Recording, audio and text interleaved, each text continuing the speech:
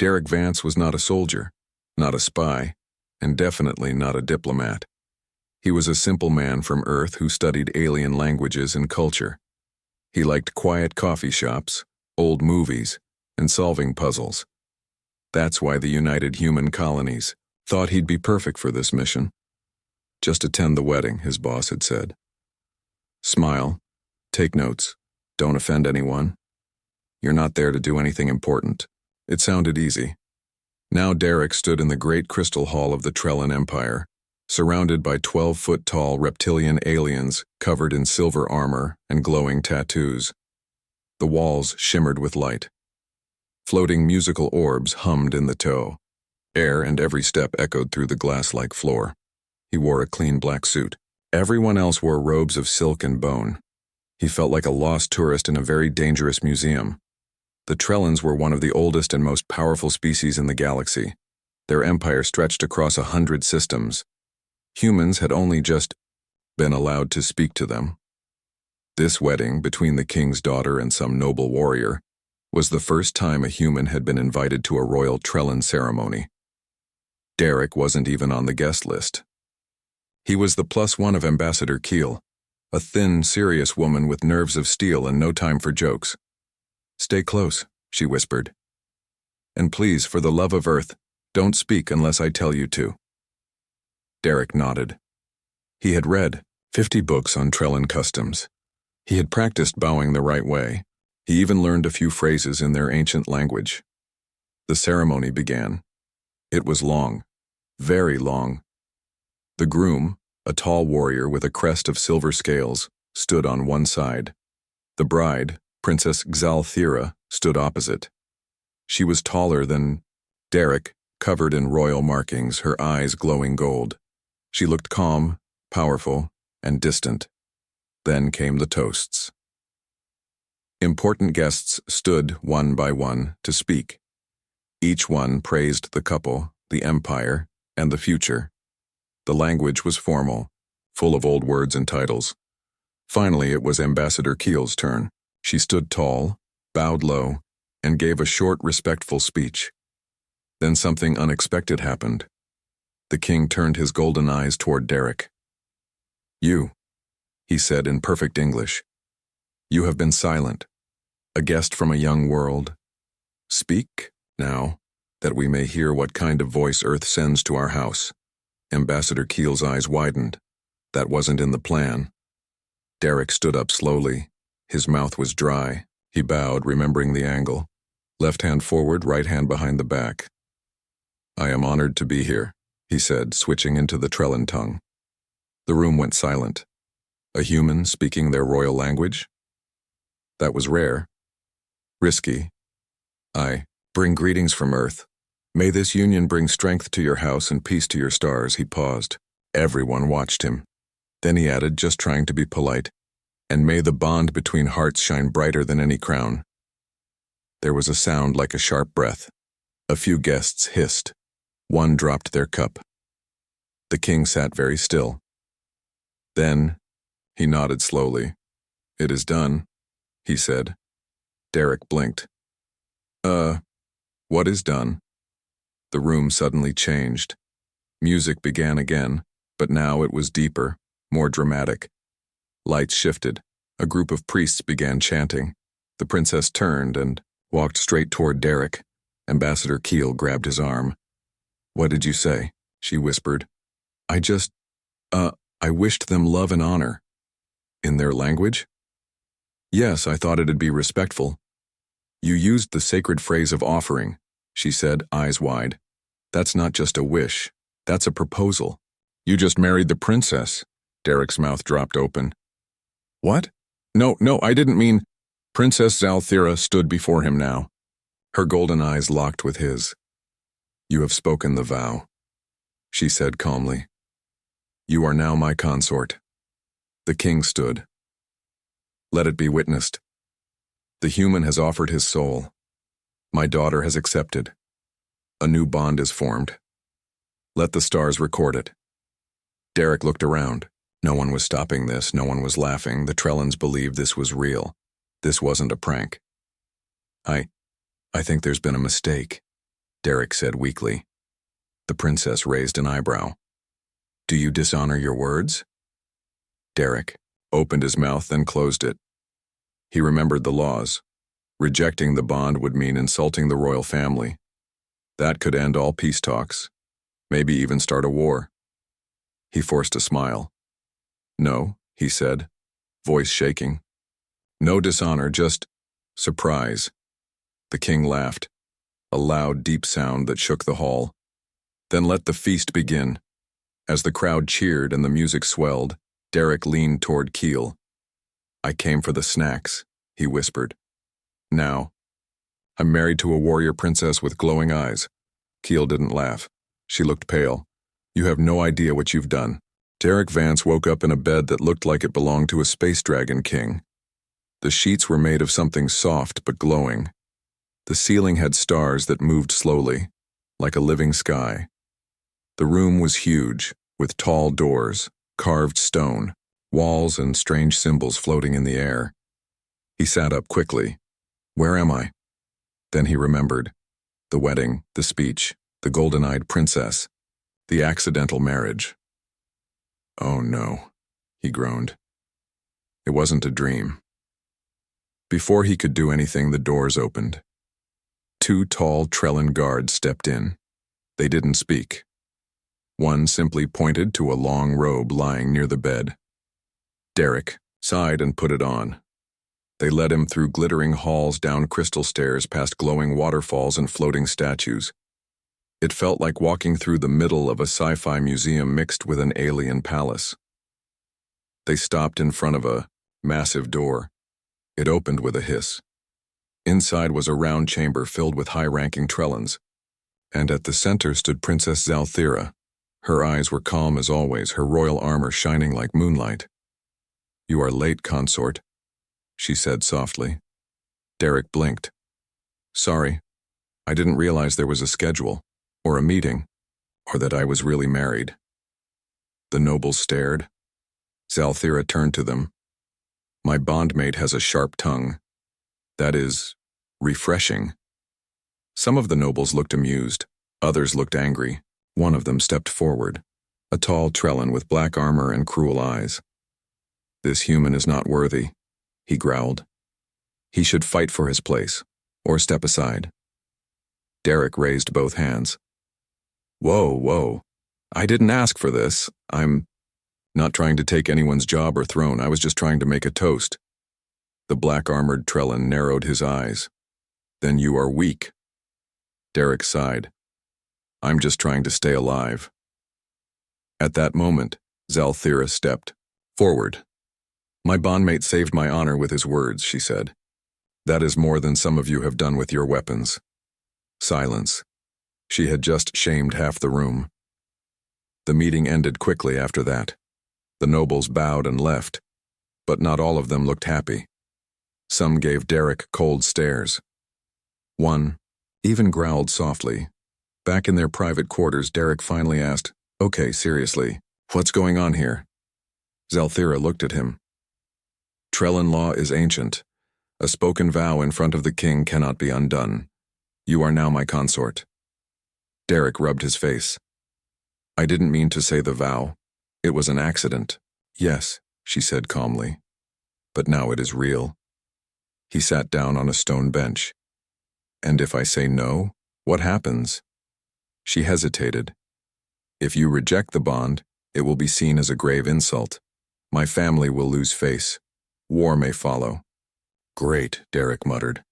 So my choices are stay married to a warrior princess, or destroy Earth's chance at peace. Yes, she said. Those are your choices. Derek sighed deeply. Well, when you put it like that. He looked at her. She was tall, graceful, and clearly dangerous. But she didn't seem cruel. In fact, there was something kind in her eyes, even if her face stayed calm. I guess I'm staying married. She nodded. Wise choice. Just then, an alarm rang. A loud, high-pitched sound that shook the walls. Guards ran past, their door. Zalthira stood quickly, grabbing a blade from the wall. What is it? Derek asked. An attack, she said. He froze. Attack? From who? Before she could answer, the door exploded. 3 dark-armored Trellans rushed in, weapons glowing. Assassins. Zalthira moved like lightning. She slashed through the first one before he could swing. Derek ducked as plasma scorched the wall behind him. He grabbed a heavy chair and threw it at the second attacker. It hit, but didn't stop him. Derek grabbed a metal tray from a nearby table and blocked a strike. Then he smashed it into the assassin's face. It clanged loudly. The attacker stumbled. Behind him, Zalthira stabbed the last one through the chest. It was over in seconds. Derek's heart pounded. They weren't after me, he said, panting. No, she replied. They were after me. He looked at the bodies. Why would someone try to kill you at your own wedding? She cleaned her blade calmly. Because not everyone wants change, and now that I am bonded to a human, I am more dangerous to them than ever. Derek sat down again, holding the dented tray like a shield. This day keeps getting better and better, he muttered. Zalthira turned to him. You fought well, not with grace, but with heart. He gave a tired smile. That's the human way. She nodded slowly. Perhaps you were not a mistake after all. Derek leaned back, staring at the ceiling. I came here to attend a wedding. Now I'm married, I've fought assassins, and I've apparently started a royal crisis. Zalthira sat beside him. Welcome to the Trellan Empire, consort, she said. He went to an alien wedding as a guest, ended up married to the king's daughter. Written in third person, simple English, around 1,000 words and packed with intrigue, growth, and danger. Part 3. The Blade Beneath the Crown. Derek Vance was now a prince. Kind of. The Trellans called him consort. The staff bowed to him. He had guards, a schedule, and a room larger than most human apartments. But inside, he still felt like a lost tourist with a tray for a weapon. He didn't understand Trellan politics. Not yet. But he knew one thing now. Someone wanted Princess Zalthira dead. And if they couldn't kill her, maybe they'd come for him next. After the attack, Zalthira began training with him every morning. It wasn't optional. You are part of the royal line now, she told him, handing him a training staff. If you fall, I fall. You must learn to stand. Derek groaned. I'm a language nerd, not a warrior. She didn't care. Every day they trained in the private courtyard. He learned to block, dodge, roll, and strike. He sweated. He fell. He got bruised. But he didn't quit. Sometimes he made her laugh with his strange earth insults. Sometimes she made him run laps as punishment. Slowly, something strange happened. They started to trust each other. In the afternoons, Derek read. Not just books, but records, laws, and history files from the Trellan Empire.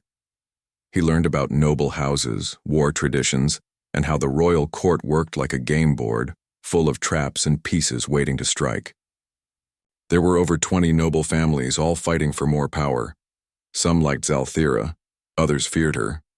And now, with a human consort, she was seen as dangerous, unpredictable.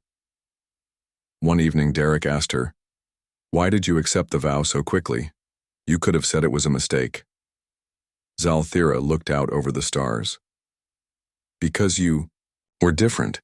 You said the words from your heart, not from fear. You showed respect in a way no Trellan would have. And now, the future can change. Derek tilted his head. You want to change the empire? She nodded. Our people have grown cold. Stiff. We need more than strength. We need ideas. Derek grinned. You married the right guy, but not everyone was happy. Late one night, Ambassador Keel called him through a secure holochannel. You're in danger, she said. We intercepted a message from House Dreza. They want to remove Zalthira and you. Why me? Derek asked. Because you've given her a new voice, you're making her stronger. They fear what she might become with a human by her side. Derek looked over his shoulder. So, what do we do? You play the game, Keel said, or you lose your head. The next day, Derek stood beside Zalthira at a court gathering. Nobles in fine robes whispered as they entered the grand chamber. The king sat on his throne, but he looked tired, old, weaker than before. A noble from House Dreza stood. We demand the consort prove his worth in a trial of wisdom and steel, the noble said. The room buzzed with excitement. This was a challenge, a legal and public one. Derek raised an eyebrow. What's that? A debate, Zalthira whispered, followed by a duel. Derek's heart sank. Of course it is. The trial took place the next morning. It was held in a large arena with 2 circles, one for words, one for blades. First came the debate. The noble challenged Derek's place, saying he was unfit, weak, and a danger to tradition. Derek stepped forward, speaking calmly. I may not be strong like you. I may not know all your customs. But I do know this. The Trellan Empire is dying from the inside. You fight among yourselves. You fear change. But what if change could make you stronger? Some laughed. Some looked thoughtful. I didn't come to rule, Derek continued. I came to learn. And now I fight not because I want power, but because I believe in her. He looked at Zalthira. Her eyes softened for a second. Applause. Mixed, but real. Then came the duel. Derek stood in the circle, holding a training staff. His opponent, a warrior from House Dreza, carried a curved energy blade. The fight was not fair, but Derek had trained. He dodged the first blow, ducked the second, and used his human creativity, throwing dust, using footwork, even flipping over a table to gain space. It wasn't graceful, but it worked. Then, when the warrior charged, Derek rolled and tripped, him with the staff. The blade went flying. Derek stood over him, panting, staff at the man's throat. The arena roared. That night, Zalthira joined Derek in the garden. You surprised them, she said. I surprised myself, he replied, rubbing his sore shoulder. She looked at him for a long moment. You fight with your mind. You think sideways. That is your strength. He smiled. Thanks. I call it panic. She chuckled, just a little. Then her face turned serious. There are more challenges ahead, more enemies. But Derek Vance was learning to walk like a prince, not just on his feet, but with his voice, his thoughts, his plans. He had come to this alien world by accident. Now he stood beside the most powerful woman in the Empire. And he knew. Someone still wanted both of them gone. The trial of wisdom and steel had bought them time, respect. But it also made their enemies more desperate. Now, the real game was beginning. It started with a whisper. Late one evening, a young servant slipped a folded message into Derek's robe while pretending to refill his drink. He opened it behind closed doors. It was written in Trellan script. Simple words. Chilling message. The king is being poisoned. You are next. Derek's hands froze. He looked at the sleeping form of Zalthira across the room. The king, her father, was sick. That much was true. Everyone had noticed. But poisoning. And if that was true, who would be bold enough to attack the king? Only someone who wanted the throne. He went straight to Zalthira in the morning. She read the note twice, her face hard as steel. It must be House Vernac, she said. They are closest to the food suppliers, and their heir has been whispering rebellion for years. We need proof, Derek said. If we act without it, they'll claim we're using lies to remove them. Zalthira gave a short nod. Then we find proof. They began quietly.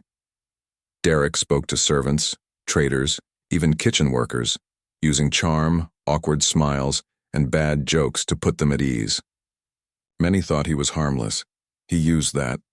Zalthira moved through military channels questioning food transports, royal tasters, and cleaning crews.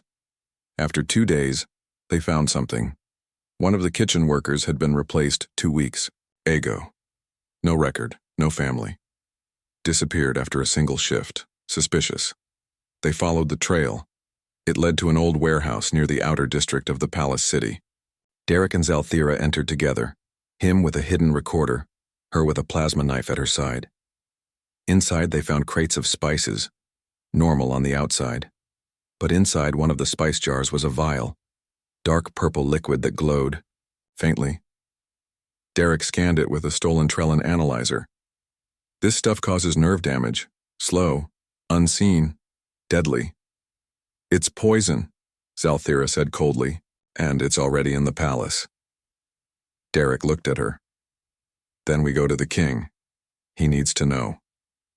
The throne room was almost empty. Only the king, 2 guards, and a priest were there. The king looked weaker than ever.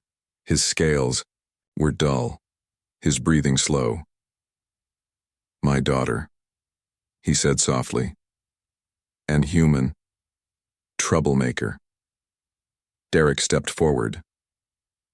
"Your Majesty, someone is poisoning you. We found proof."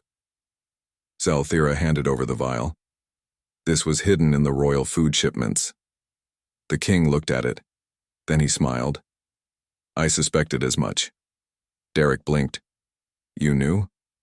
"I suspected," the king repeated. "But now, I have proof. That changes everything." He stood slowly. His voice was low, but stronger now. "Summon the council. All of them. Tonight." The council gathered in the great chamber. All the noble houses, all the high priests and military leaders. Even Ambassador Keel was invited as Earth's representative. Zalthira stood beside her father. Derek stood at her side. The king raised the vial high. "There has been betrayal within our walls. Someone dared to poison the blood of the Empire." Gasps, hushed voices, angry hisses. He dropped the vial. It shattered on the crystal floor. "I will not name the traitor," the king continued. "That is my daughter's task." All eyes turned to Zalthira. She stepped forward, calm, strong. "We investigated," she said. "We found the poison, the path it took, and the family that moved it, House Vernak." Loud shouts. The Vernak noble stood up, furious. "You dare accuse us? Where is your proof?" Derek stepped forward now. "I spoke with your kitchen contact," he said. "He told me he was hired through your private channels. We have his voice recorded." He pressed a small device. The voice played, rough but clear. "Paid by Vernak's man. Said just mix the powder, nobody'd notice." Silence. The king stood. "House Vernak," he said coldly, "is hereby stripped of rank and power. Your holdings are seized, you are banished." Screams followed. Guards moved. One of the nobles tried to draw a blade, was tackled before it left his cloak. Just like that, an entire house fell. Later that night, Derek sat beside Zalthira on the palace roof. "I'm not sure what just happened," he said, still shaking a little, "but I think we just won." Zalthira didn't smile. "We stopped one threat. There will be more." Derek looked at her. "Do you regret it? Accepting my vow?" She finally looked at him. "No. You see things we don't. You act without fear of tradition. That makes you dangerous and useful." Derek chuckled. "That's the nicest thing anyone said to me in this empire." She turned serious. "And you? Do you regret being bound to me?" He shook his head. "No. I didn't mean to say those words, but now that I did, I want to mean them." Zalthira looked out at the stars. "Then prepare yourself. The empire is changing, with or without us." Derek leaned back. "Let's make sure it's with us." He went to an alien wedding as a guest, ended up married to the king's daughter, written in third person in simple English, around 1,000 words, with a powerful, satisfying, and emotional ending. Part 5. The human who changed the stars, Derek. Vance never wanted to be a hero. He never wanted power, glory, or war. He came to the Trellin Empire for peace, a wedding invitation, a short trip, maybe some alien snacks. Now he stood at the heart of a storm. Enemies had fallen, allies had been won, and the galaxy was watching. But peace was still far away, because the king was dying. The poison had been slow, and even though it was stopped, the damage was done. Trellin healers worked day and night, but nothing could save the old ruler. Now, the palace halls were quiet. Soldiers stood tense at every door. The noble houses whispered in corners, preparing for what would come next. A new ruler, Zalthira, and with her, Derek. He sat alone in the garden one morning, holding a flower with glowing blue petals. It smelled like cinnamon. Zalthira arrived silently and sat beside him. "He won't last the night," she said. Derek nodded slowly. "I'm sorry." She looked strong as always, but her voice was softer now. He was a hard father, but he was fair. And he believed in strength. "He believed in you," Derek said. She nodded. "And now, all eyes are on me." Derek turned to her. "You don't have to do this alone." She looked at him carefully. "Are you ready? To stand beside me, not just as a symbol, but as my partner?" "I didn't come here for this," Derek admitted. "But I've learned your world, I've fought for it, and I care about you more than I ever expected." He took her hand. "So yes, I'm ready." Zalthira said nothing, but she didn't pull her hand away. That night the king passed quietly in his sleep. The next morning horns echoed through the skies. The empire mourned. Flags turned black. Ships lit their engines in silence. Then the coronation began. Inside the grand chamber thousands gathered, Trellins from every region, every house, even distant colonies. Ambassadors from Earth and other species stood in gold balconies. Zalthira wore a ceremonial crown, sharp like wings. Her armor was polished silver. Her eyes glowed bright with honor and pain. Derek stood next to her, wearing the traditional robes of a royal consort. He still felt awkward in them, but he stood tall. A high priest stepped forward. "The stars shift," he said. "The crown falls, the flame rises. Who will lead us into the next age?" "I will," said Zalthira, her voice strong and clear. The priest placed the crown on her head. The chamber filled with light as ancient energy passed into her blood. Then came the final step. "The consort will speak," the priest said. All eyes turned to Derek. He stepped forward, heart pounding, but his voice was calm. "I am not Trellin," he began. "I come from a small blue world full of mistakes and hope. I didn't plan to stand here, but I've seen this empire, from its kindness to its cruelty, and I believe it can be more than it is." He looked around. "You call me weak because I don't fight with blades, but humans fight with ideas, with courage, with heart, and I see all those things in your new queen." He turned to Zalthira. "She didn't need a husband. She needed a partner, and I'm honored to be that." He stepped back. The crowd was silent for a moment. Then the applause came. Long, loud, real. Weeks passed. The empire changed. Zalthira began reforms, giving smaller houses more voice, creating councils for peaceful solutions, reducing forced combat traditions. Some nobles resisted, others followed her lead. Derek worked with ambassadors and scientists. He helped open the first Earth-Trellin cultural exchange. He even taught a class about human problem-solving at the Royal Academy. The people called him the Clever Blade, not because he used weapons, but because his mind was sharp and fast. But not everything was peaceful. One night, alarms rang. A rogue warship from a rebel house tried to strike the capital. It fired missiles into orbit aimed at the palace itself. Derek and Zalthira ran to the command tower. "Shields up," Zalthira ordered. Target their engines, no kill shots. The generals looked shocked. Your Majesty, they're traitors. I want them alive, she said coldly. We are not monsters. The room obeyed. Derek stepped to the screen. He spotted a weak point in the enemy's path. Aim for grid point C12, that's their turn vector. You'll cut off their escape. The